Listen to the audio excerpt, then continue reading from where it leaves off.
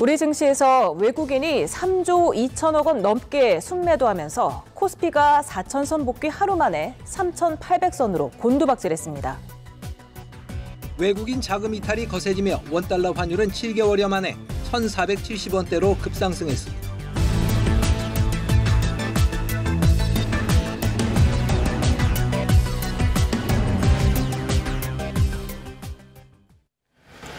원달러 환율이 고공행진을 거듭하고 있죠. 지난달에 원화 가치가 글로벌 금융위기 이후 가장 낮은 수준까지 떨어진 것으로 나타났습니다. 환율 변동은 우리 물가에 직접 영향을 미치게 되는데요. 실제로 외식 가격도 기름값도 치솟고 있습니다. 서은숙 상명대 경제금융학부 교수와 함께 알아보겠습니다. 어서 오십시오. 네, 안녕하세요. 어서 오십시오, 교수님. 네. 최근에 코스피가 고공행진을 하다가 조정을 받는 국면이 역력해지는 것 같아요. 네. 지금은 AI 버블론이라든지 네. 금리를 낮추지 못할 것이라든지 여러 가지 우려들이 섞이면서 네. 조정을 받는데 지금 상황을 어떻게 보고 계십니까? 그러니까 일단은 이제 조정 장세라고 시장에서는 지금 분석을 하고 있는데요. 여러 가지 이제 좀 이유들이 좀 존재를 합니다. 일단 그래픽을 한번 보실까요? 보시면은 사실 10월 27일 사상 최초로 4,000포인트가 우리가 이제 넘어섰단 말이에요. 네. 네. 그러고 난 다음에 11월 3일 4,221포인트로 역대 이제 최고치를 찍었어요. 그리고 불과 3주 만에 지금 3,853포인트가 11월 21일이었죠. 지난 금요일. 로 급락을 했습니다. 368포인트, 약 8.7%가 지금 빠진 거죠. 그러니까 방금 말씀하신 것처럼 이유가 한 3가지 정도로 이제 좁혀지고 있는데요. 첫 번째가 AI 버블론이 다시 재점화됐습니다. 그러니까 11월 20일 날 미국 연준의 리사 쿡이라는 이사께서 고평가된 자산 가격이 하락할 가능성이 증가했다라고 언급을 했어요. 네. 이날 사실은 엔비디아의 실적이 발표가 됐거든요.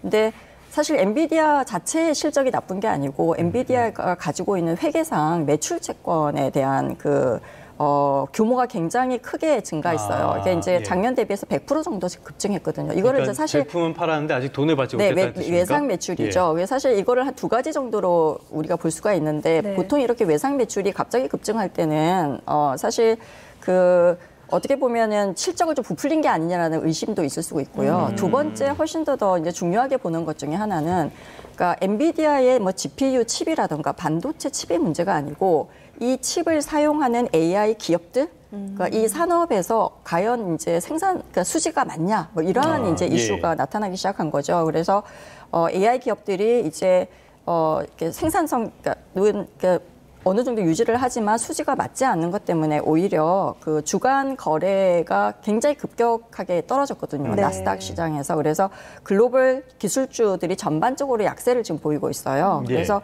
한국 반도체도 직격탄을 맞은 상태다라고 이제 보여지고요. 두 번째가 외국인들이 이제 역대급으로 매도를 했잖아요, 지금. 그래서 사실 환율이 이것 때문에 굉장히 많이 이제 치솟고 있거든요. 근데 이렇게 많이 매도한 원인을 우리가 한번 봐야 되는데 이게 이제 가장 중요한 이슈라고 볼 수가 있는데요. 어떻게 보면은 연준의 금리 동결 가능성이 높아진 것 때문입니다.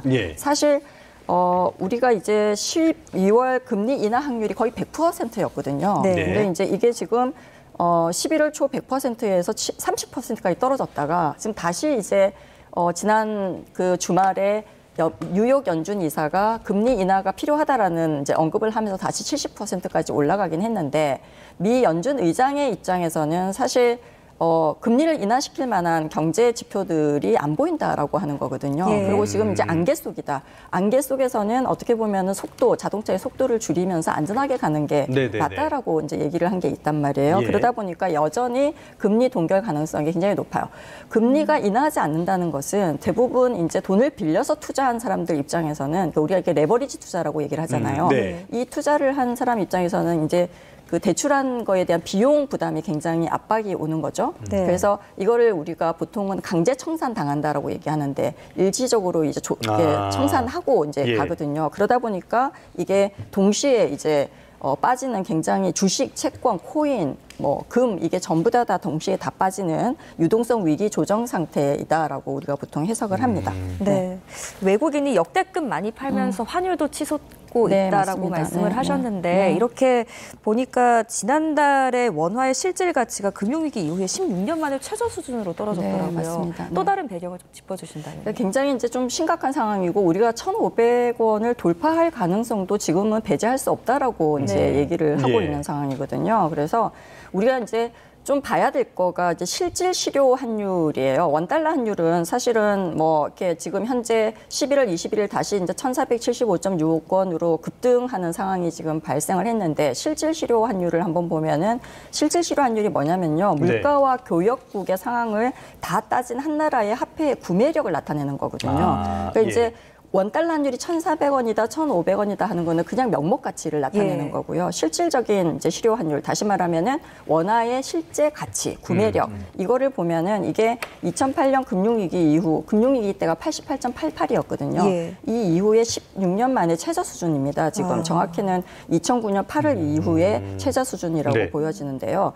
이게 이제 왜 이렇게 원화의 가치가, 그러니까 달러가 강세인 것도 있지만 원화의 가치 자체가 약세다, 네. 약해졌다라고 이제 보는 거죠. 그래서 요거가 가장 큰 이유 중에 하나가 뭐 당연히 외국인들이 이렇게 굉장히 큰 규모로 매도를 하고 나가니까 단전히 환전 수요 급증이 있겠죠. 그죠? 그래서 네. 외국인들은 한 달간에 15조 한 7천억 원 정도를 순매도했거든요.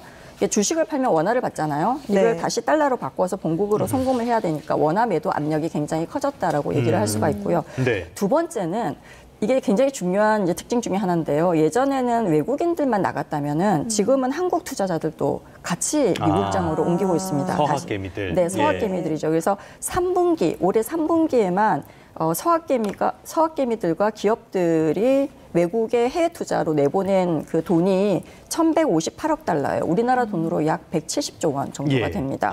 그러니까 외국인의 국내 투자는 900억 달러만 늘었어요. 그러니까 순증이. 그러니까 순 유출이 258억 달러가 되는 거죠. 우리가 3분기에 경상수지 흑자 규모가 혹시 얼마인지 아세요? 344억 달러거든요.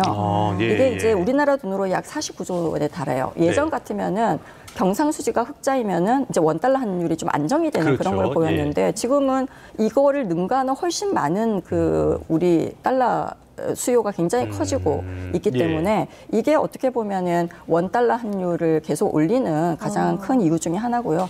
세 번째가 이제 한미 금리 차이입니다. 지금 한미 금리가 뭐 지금 어쨌든 우리 그 3.75, 4% 사이와 4%가 미국 금리고 우리가 2.5%잖아요. 그래서 이게 이제 결국은 달러를 갖고 있는 것이 훨씬 더 이자를 많이 받는다는 생각 때문에 달러를 계속 보유하려고 하는 그 추세가 굉장히 크거든요. 그러니까 원화가 인기가 이제 없어지는 거죠. 사실 어떻게 보면은 자산으로서는. 그래서 이런 것 때문에 원달러 환율이 굉장히 높아지고 구조적으로도 어떻게 보면은 그 실효 그 환율 자체가 굉장히 떨어지고 있다라고 우리가 해석을 할 수가 있습니다.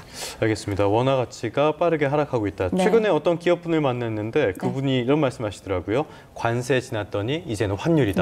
그래서 사업 계획을 못 짜겠다고 그런 말씀을 하시던데. 굉장히 불확실한 상황입니다. 기업도 불확실하지만 이런 환율의 변동은 사실 우리한테도 직접 영향을 미칩니다. 최근에 기름값이 굉장히 가파르게 오르고 있는데요. 물가에도 직접 영향을 미치게 되지 않겠습니까? 네, 당연히 이제 물가에 이제 지금 이제 환율을 지나서 이제 물가를 굉장히 걱정해야 되는 상황이다라고 봐야 되겠죠. 한국개발연구원이 발표한 내용에 보면은 이제 분석이 환율이 1% 정도 오르면 소비자 물가가 0.04% 포인트 정도 상승한다라고 지금 하고 있거든요. 그래서 어떻게 보면 환율이 지금 약 9.3% 정도 급등했으니까 단순 계산하면은 소비자 물가가 0.37% 정도 추가 상승할 수 있다라고 볼 수 있어요.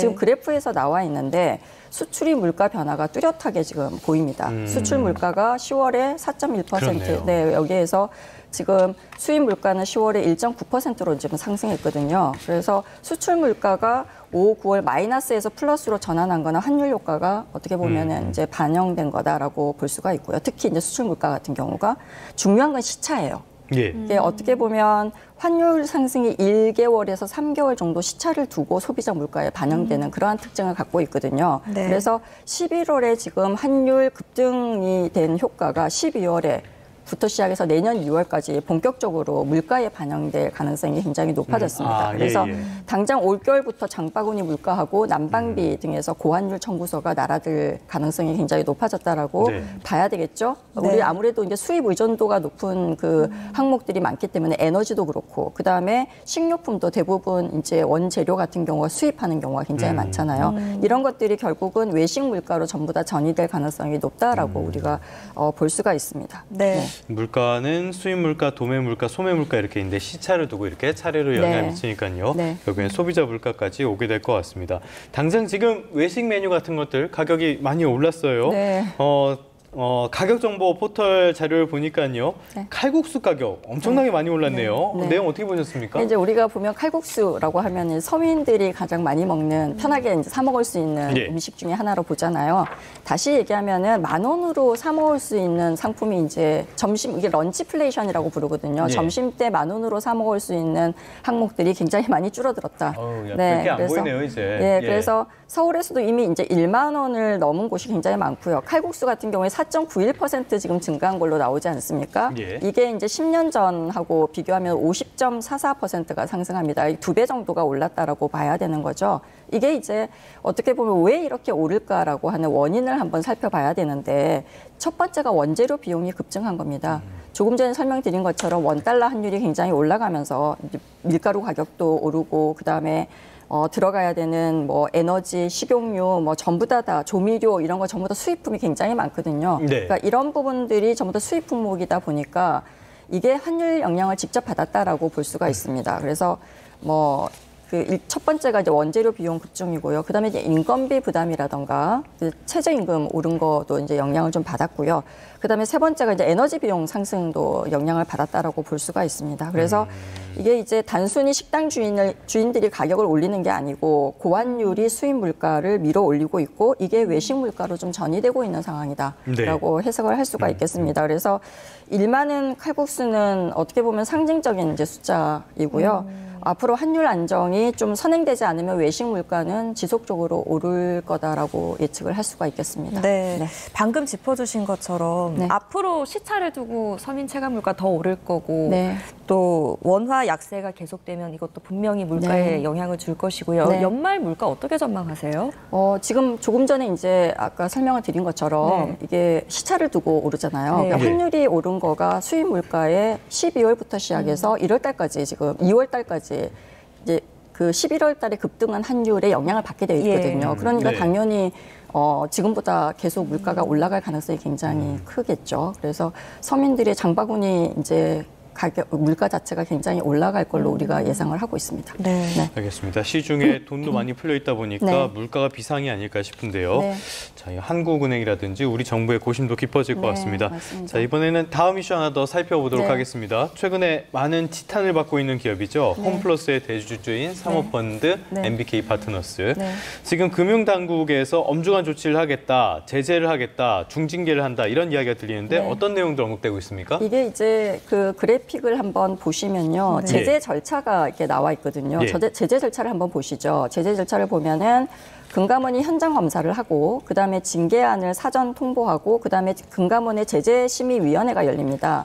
그리고 금융위의 증권선물위원회, 그다음에 금융위의 정례회의 최종 확정 순서대로 진행이 되거든요. 그래서 사실 사전 통보가 이루어지면 통상 한 달 내에 제재심이 열리게 되어 있습니다. 그래서 뭐 중징계를 직무정지라고 하는 중징계를 사전 통보했잖아요. 사실 직무정지는 굉장히 큰 이제 기관 전용 사모펀드에 대한 첫 중징계 사례다라고 우리가 볼 수가 있거든요. 전례가 없는 전례가 없는 굉장히 강력한 조치예요. 그래서 금융사 임원에게 직무정지는 사실은 뭐 사형 선고나 다름이 없다라고 우리가 얘기를 할 수가 있죠. 근데 이렇게 강력한 조치를 취할 수밖에 없었던 이제 이유가 있잖아요.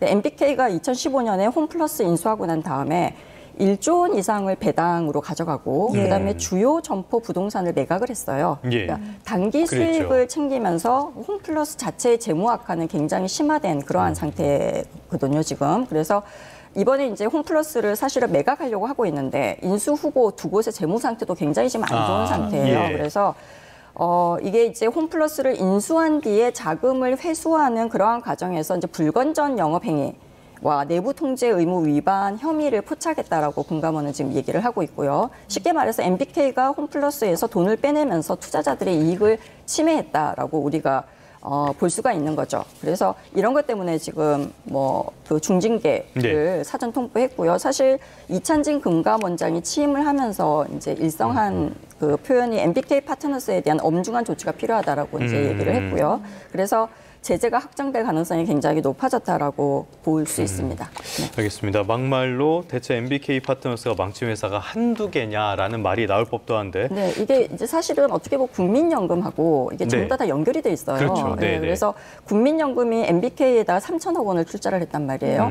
그래서 이 징계가 확정되면은 출자 철회를 해야 됩니다. 네. 이제 국민연금의 어떻게 보면은 그 수탁자 책임 때문에 당연히 이제 철회를 해야지 되는 상황이겠죠, 그죠? 그래서 또 투자자 이익이 우선이기 때문에 국민연금 네. 같은 경우에는 그래서 출자의 철회 가능성이 큰데요.